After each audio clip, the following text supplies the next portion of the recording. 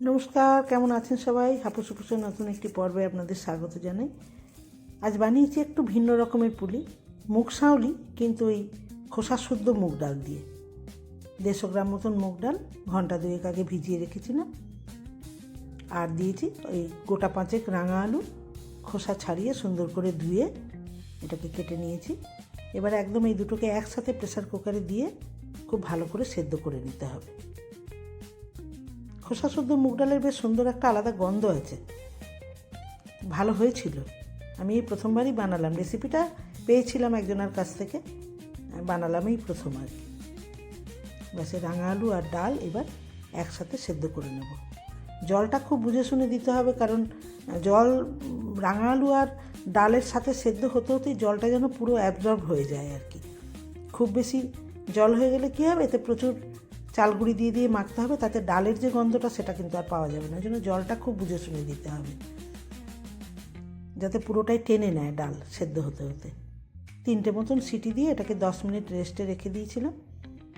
এই যে জলটা একদম ঠিকঠাক দেওয়া হয়েছিল, পুরো জলটাই অ্যাবজর্ব করে নিয়েছে ডাল। রাঙা আলুর ডাল সুন্দর সেদ্ধ হয়ে গিয়েছে। এবার এটাকে থালায় ঢেলে পটেটো ম্যাশার দিয়ে খুব সুন্দর করে ম্যাশ করে নিতে হবে, গরম থাকতে থাকতে। গ্লাস বাটি যা হোক পেছন দিয়ে ইয়ে করে নেওয়া যায়। পটেটো ম্যাশার দিয়ে এটাকে ভালো করে ম্যাশ করে নিয়েছি। এবারে চাল গুঁড়ি দিতে হবে। চাল গুঁড়ি অল্প অল্প করে চাল গুঁড়ি দিয়ে এটাকে আটা মাখার মতন খুব সুন্দর ডলে ডলে মাখতে হবে।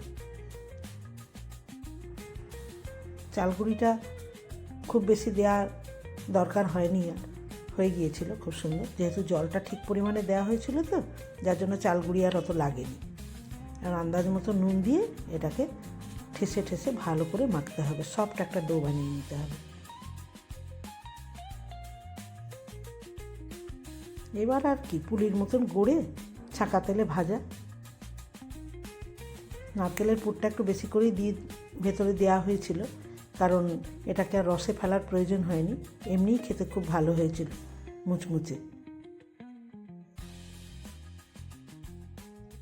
এবারে পুলির ডোগুলো ছোট করে নিয়ে ভেতরে নারকেলের পুরটা একটু বেশি করে দিয়ে দিয়ে পুলিগুলো বানিয়েছি। 150 গ্রাম ডাল আর গোটা 5 রাঙা আলুতে 20-22 খানার মতন পুলি হয়েছিল। খুব সুন্দর হয়েছিল খেতে, একবার বাড়িতে এইভাবে বানিয়ে দেখুন, ভালো লাগবে।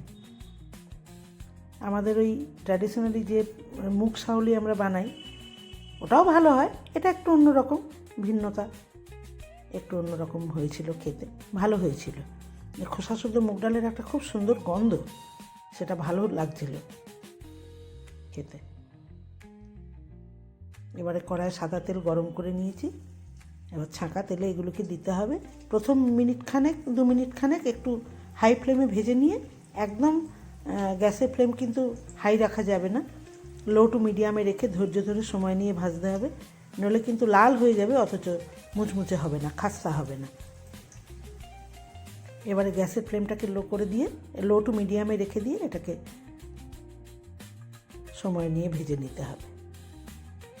আমার 2বার ভাজতে হয়েছে, আমার 2 খোলা।